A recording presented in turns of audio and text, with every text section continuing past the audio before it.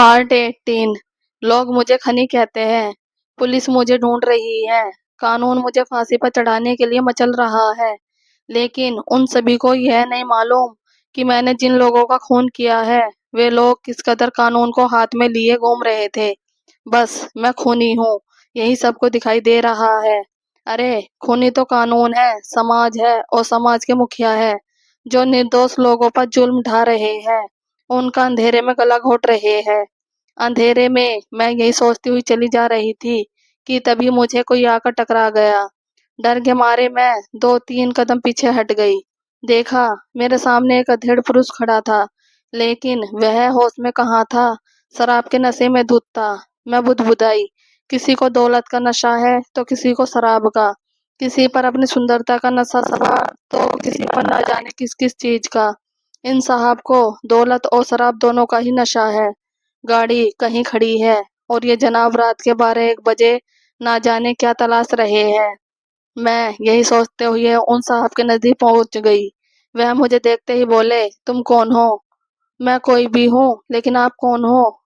वह जनाब थोड़ा मुस्कुराए, फिर अपनी गाड़ी की ओर इशारा करते हुए कहने लगे, मैं बड़ी मुसीबत में हूँ। शायद आज कुछ ज्यादा ही पी ली है मैंने। बाहर से निकलने को तो मैं निकल गया, पर गाड़ी तक पहुंच नहीं पा रहा हूँ। क्या तुम मेरी मदद करोगी? मैं भला आपकी क्या मदद कर सकती हूँ? यदि तुम चाहो तो मेरी बहुत कुछ मदद कर सकती हो।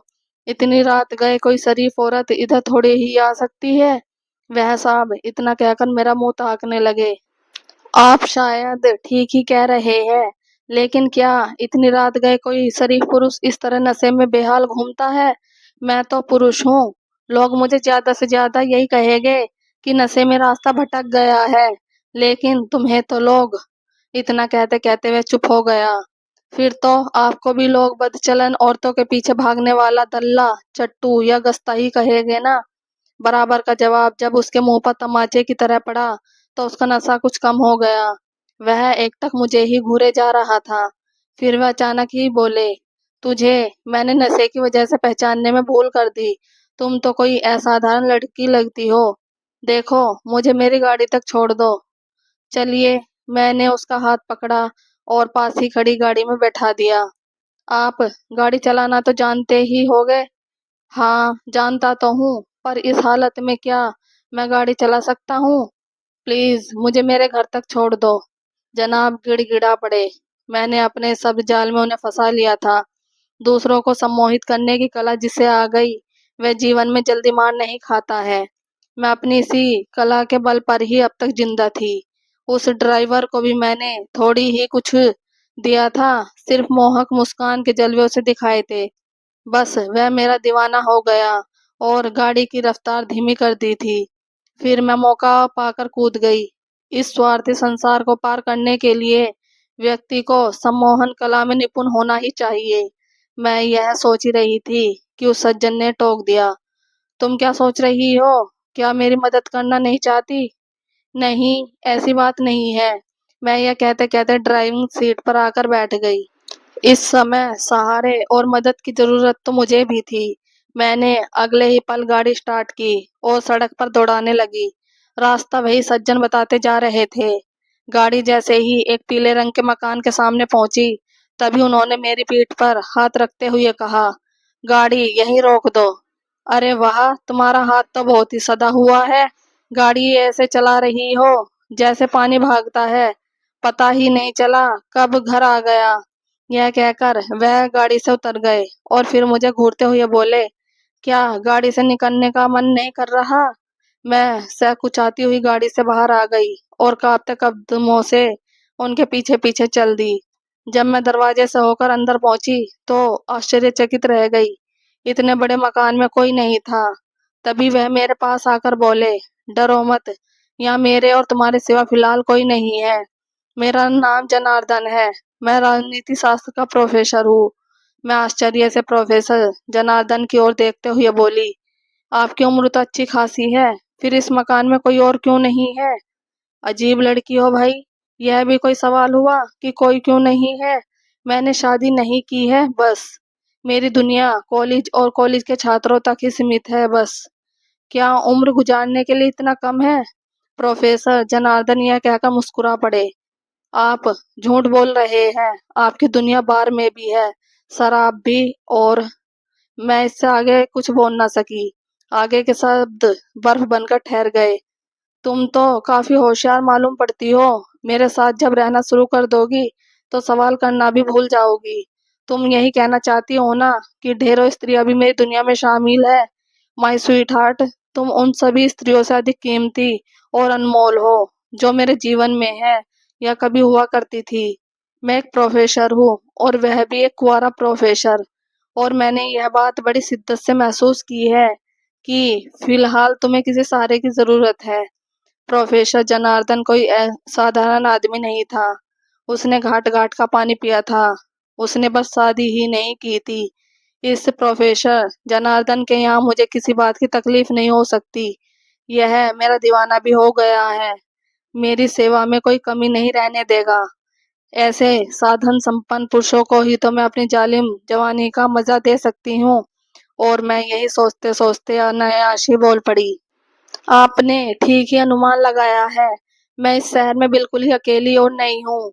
मेरा अपना कोई नहीं है। देखिए, मुझसे आप यह न पूछेगा कि मैं कौन हूँ, क्या करती हूँ, यहाँ तक कैसे आई हूँ।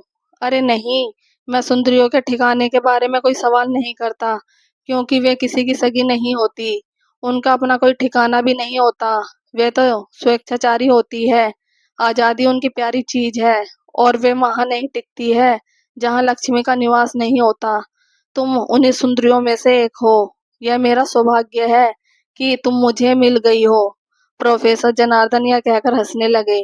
वह अब नशे में नहीं थे।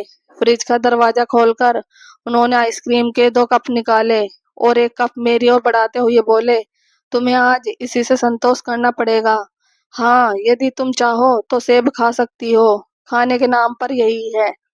मैंने मुस्कुराते हुए कप हाथों में ले लिया। मैं सफर की थकी हुई हूँ, इसलिए आइसक्रीम ही काफी है। यह कहकर मैं आइसक्रीम खाने लगी।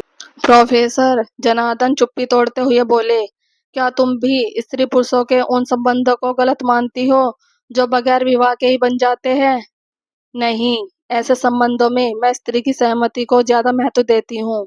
अगर स्त्री राजी है, उसे कोई ऐतराज नहीं है, तो पुरुष उसके साथ यौन संबंध बना सकता है। किन्हीं मजबूरियों में, किन्हीं दबावों में या किन्हीं अन्य कारणों से औरत किसी पुरुष के साथ यौन संबंध बनाती है, तो वह मुझे स्वीकार नहीं। मैं उसे स्त्री के साथ बलात्कार की संज्ञा देती हूँ।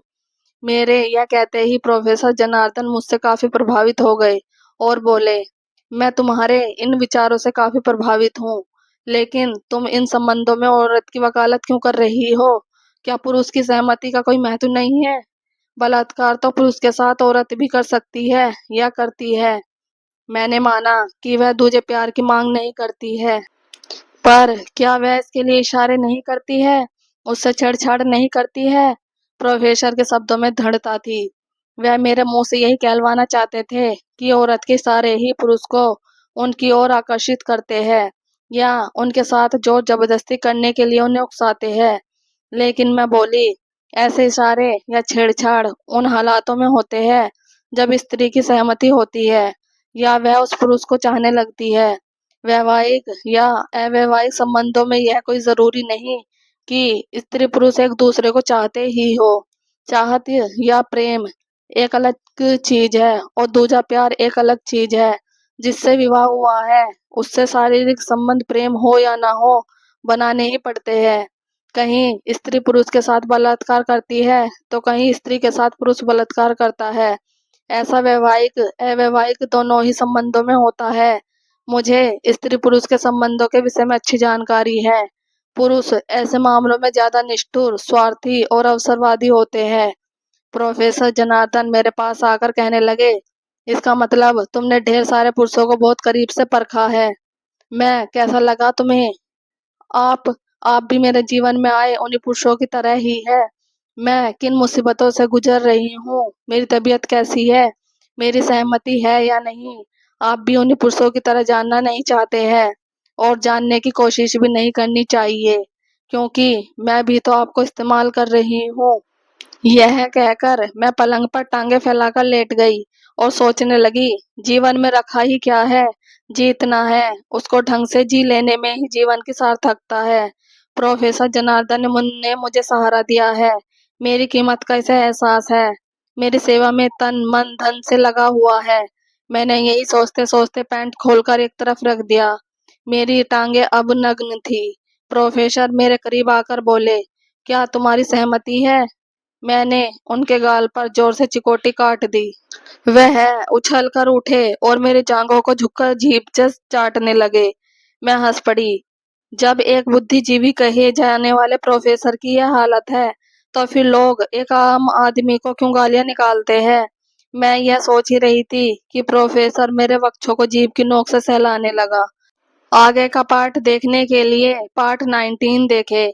और अगर आपको हमारी ये स्टोरी पसंद आई हो तो प्लीज़ लाइक, कमेंट और सब्सक्राइब जरूर कीजिएगा। Thank you.